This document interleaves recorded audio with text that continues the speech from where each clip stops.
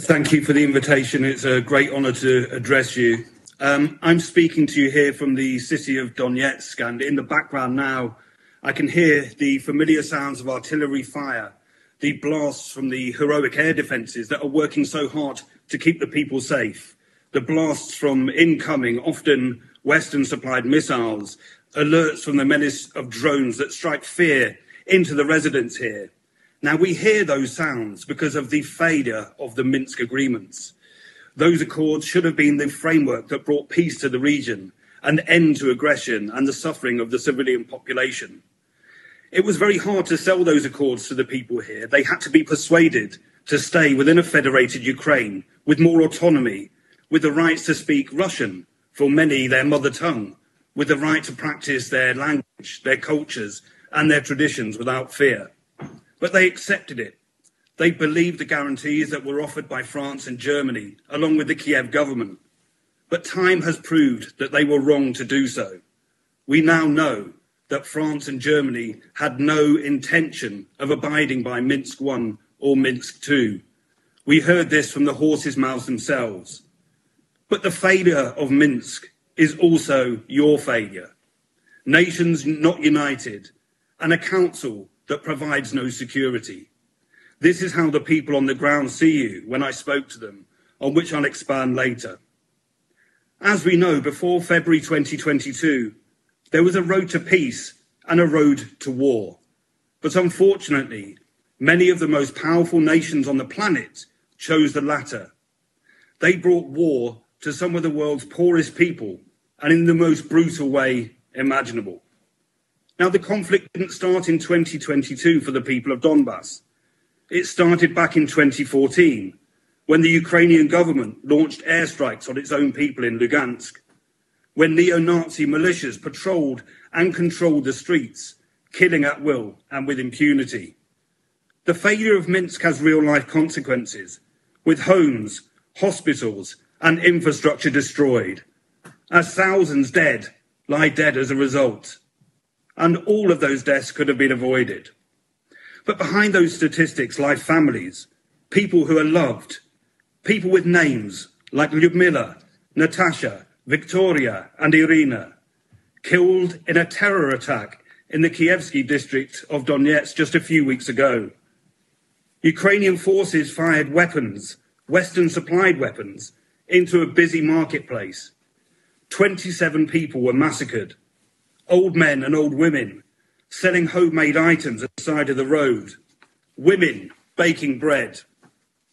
The first thing I saw when I arrived on the scene was a babushka sliced in half, her legs nowhere to be seen.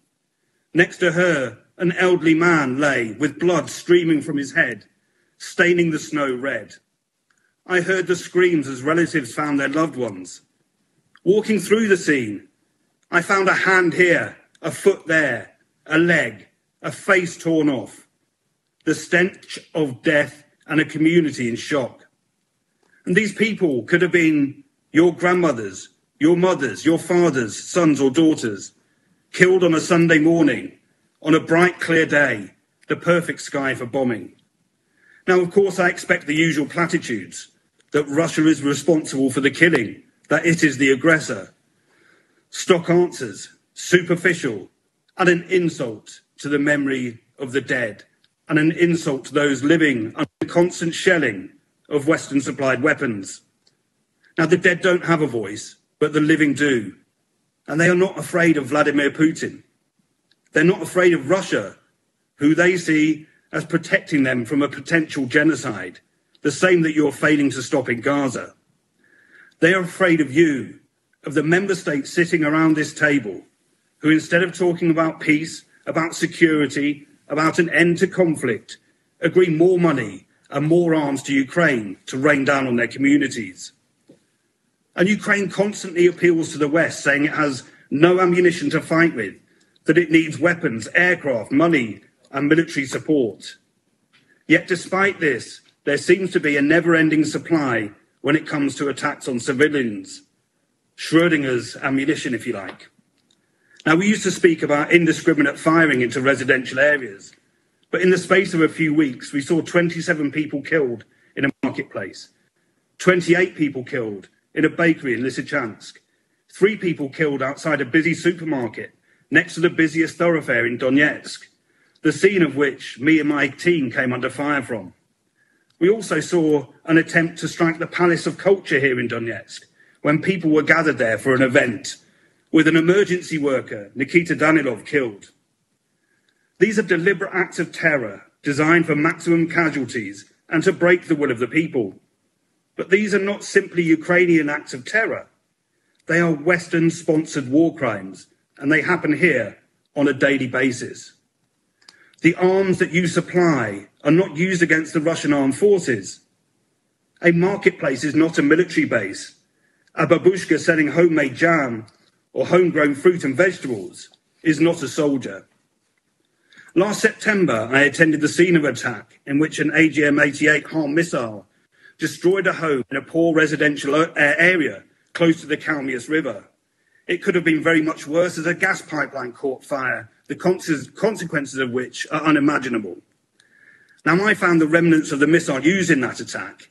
Now, these are missiles that are usually used to take out air defences or the like.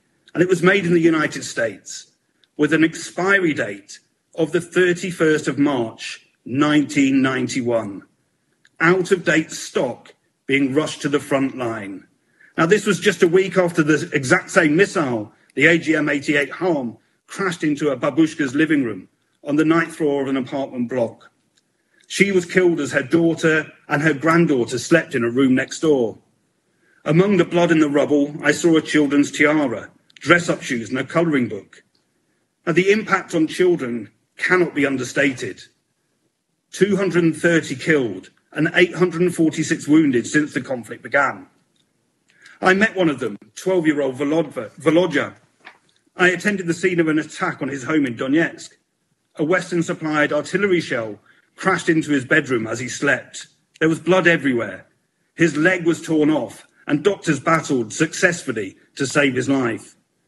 I asked him later in hospital what he wanted. Peace, he said. Children have the same hopes and dreams here as those in every country across the world. But the children of Donetsk are having those hopes shattered, their dreams stolen by NATO, by the West, and the failures of the UN Security Council. Cluster munitions have also now become a familiar sound in these areas. Just days after the US authorized their use, they claimed their first civilian victim, journalist Rostislav Zhuravlev. He was killed as his car was struck, ironically, as he was part of a group of journalists that had been reporting on the use of cluster munitions on civilian areas in Zaporozhye. Condemned by UNESCO and the International Federation of Journalists, who called for an independent probe, his death was celebrated by the National Union of Journalists of Ukraine, who welcomed the demise of a Kremlin propagandist, another war crime unpunished. I attended the home of a babushka, wounded when a cluster munition ploughed into her kitchen as she prepared a meal. The remnants were scattered across the local area, including a children's playground. One eyewitness to the attack said that she had recently moved into the area, believing it was safe. Her previous 4 homes have been destroyed in a Ukrainian attack. Last year, the peace of a Monday morning was shattered by a HIMARS attack in Donetsk city, striking a passenger bus during rush hour, destroying civilian homes. And as we heard most recently, the killing of 28 people in a bakery in Lysychansk in the Lugansk Republic in the early afternoon, with scores buried under the rubble, a child and a pregnant woman among the dead. Internationally banned petrol mines litter the streets and continue to maim and wound civilians. Shops display adverts warning people to remain vigilant, and people are advised not to walk on the grass. Drones are now more of a menace as well. 97 were shot down over Donetsk city and Makiivka in just 3 days. And in January alone, 966 drones were taken down over Donetsk, Makiivka and Gorlovka, with 200 attacks prevented. Many are supplied through crowdsourcing platforms such as Fundraiser, who, despite being alerted to the fact that they are used against civilians, continue to facilitate the purchase of these killer drones. One British mercenary with links to intelligence services even boasts about the UAV attacks and is proud to have supplied them. And he has killed Russians directly and indirectly, whilst also threatening to kill Vladimir Putin. Yet he is allowed to move in and out of Britain freely. Much of the community here in Donetsk lives without hot water, with water only supplied on certain days, and constant electricity blackouts, because Ukraine targets the city's infrastructure, power stations, and water supply, all of which constitute war crimes. After the Marketplace massacre, I went back to the scene and I asked people what they thought of the United Nations Security Council. They said to me, "Where are they? Why don't they come here? They are just tools of the United States. They don't care. Our lives don't matter to them. It is their weapons that are killing us and killing our children." What happened there is a war crime and an act of terror, just one of many that stretch back over a decade, unreported and carried out with impunity. The people describe living here as Donetsk roulette, not knowing whether they are going to live or they're going to die. But they've had enough. They just want it to stop. You have the ability to make it happen. You can put this to an end.